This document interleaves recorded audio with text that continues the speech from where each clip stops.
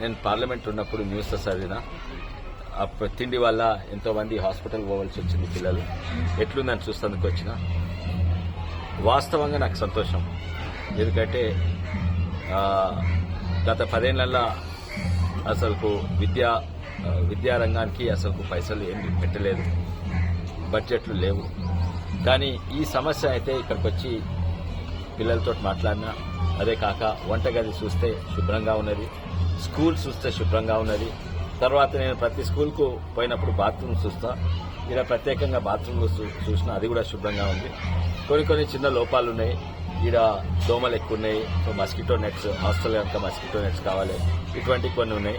టీచర్ల సమస్యలున్నా కానీ నాకు ముఖ్యంగా ఇదైతే సంతోషంగా ఉంది. ఏంటంటే వచ్చి చూస్తే వాళ్ళు వంట మనుషులు, వంట గది, డైనింగ్ హాల్ ఇవన్నీ శుభ్రంగా ఉన్నాయి. వంటలు కూడా మంచిగా చేస్తుండ్రు, పిల్లలకు కూడా నచ్చింది. ఇది నాకు చాలా సంతోషం.